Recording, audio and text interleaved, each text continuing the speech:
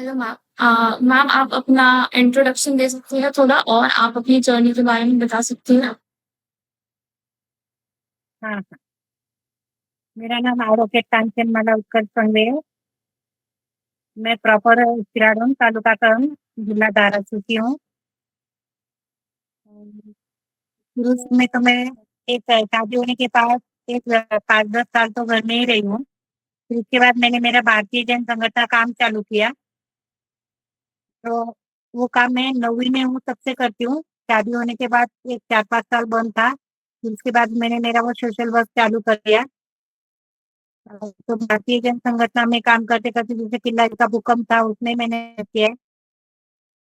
फिर हमारे अलग अलग प्रोजेक्ट रहते हैं। स्मार्ट गर्ल का वर्कशॉप रहता है, कपल का वर्कशॉप रहता है, टूर टूर ऐसे अलग अलग हमारे बिजनेस के बास्केट में हम रहते हैं। जैसे बहुत मैम व्यापारी फंड में काम किया। मैम आपकी ऐसा आवाज़ सोशल क्लियर नहीं आ रही है। सोशल वर्क करते फिर मैम। अभी आ रही है? अ, हेलो। हेलो। हाँ, अभी आ रही है आवाज? हाँ जी मैम, आपको। हाँ। फिर ऐसा सोशल वर्क करते करते फिर एक दिन मेरी काम वाली ने कहा कि मुझे 2,000 रुपये चाहिए। मैंने एक बार दे दिए, फिर उसके बाद और मुझे और 4,000 चाहिए। मैंने किस लिए चाहिए आपको ऐसे? किस चाहिए? तो बोले मैं तुम्हें नाम देगा हम अगर से मुझे समझ में आप लोगों का काम मैम। हो जाता है। फिर भी मैम उनके काम के आपकी। लिए दूसरे लड़के नहीं हेलो। रखते। मैम सॉरी बट आपकी हाँ आवाज़ बोलो। बहुत अटक रही है।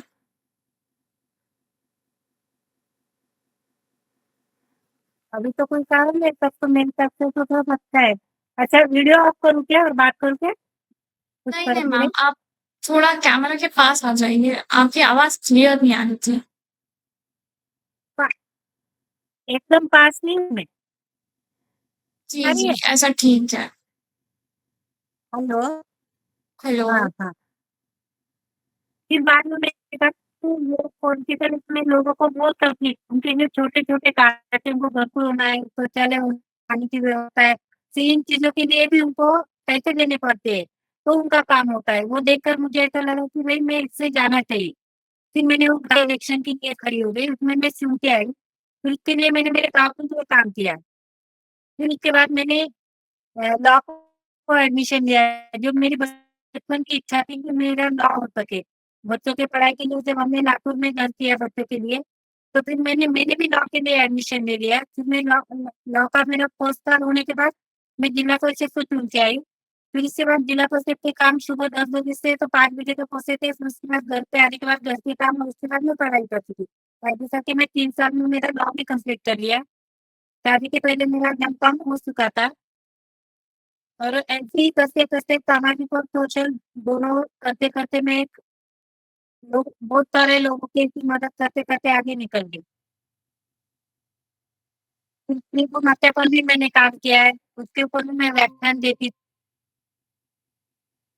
और पर मैं लोगों में बांटती थी।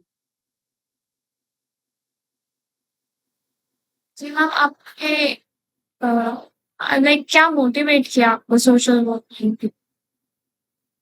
कोई स्टोरी इसके पीछे? सोशल में तो मुझे सोशल में तो मुझे शांतिलाल की वजह से बहुत बहुत मोटिवेट होती हूँ। और किल्लारी में फर्स्ट टाइम मैंने उनको देखा, शरद जी पवार को देखा, दोनों को ही मैंने देखा। उनके काम की पद्धति देखी तो मुझे इतनी अच्छी लगी कि मैं हमेशा के लिए मरते दम तक अभी शांतिलाल जी मुथाइन की बीजेपी कार्यकर्ता बनकर ही रहूंगी। और अपन समाज में आए हैं, तो कुछ तो भी करना चाहिए। और जितना अपन दूसरों को दे सके वो देते रहना चाहिए। एक मुझे हमेशा उनसे हमें बहुत बहुत प्रेरणा मिलती है। और वो जो भी काम बोले तो मैं ही नहीं, हमारे महाराष्ट्र के सभी बीजेपी के कार्यकर्ता हम वो करने निकल पड़ते हैं। जी मैम, आप कोई एडवाइस देना चाहेंगी अपने यंगर ऑडियंस को जो सोशल वर्क में इंटरेस्टेड है या आगे बढ़ना चाहते हैं, कुछ करना चाहते हैं? मैं मैं इतना ही सबको कहूंगी, अपने हाथ से जितने भी अच्छे काम हो वो करते चले। बिटिया अगर हो तो किसी के घर में जाने वाली हो तो उसमें ससुराल और पियर दोनों का भी मान रखना चाहिए। और जो अपने माता-पिता अच्छे संस्कार देते हैं, तो उसका सदुपयोग अपने संसार के लिए, अपने समाज के लिए करना चाहिए। जी, बहुत ही अच्छी बात बोली आपने। जैसे कि हम ये इंटरव्यू एंड कर रहे हैं, आप और कुछ बताना चाहेंगे तो?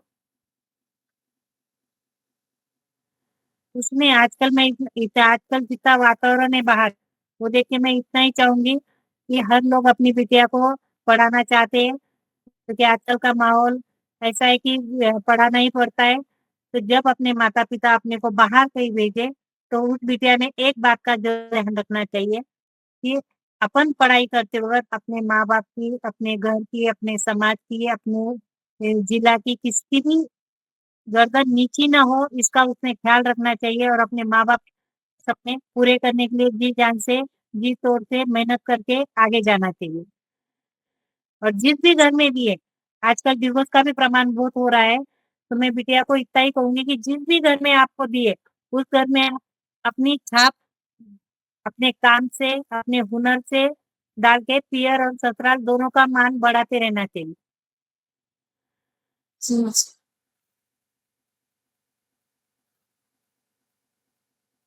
Thank you ma'am for the interview. धन्यवाद। नमस्कार।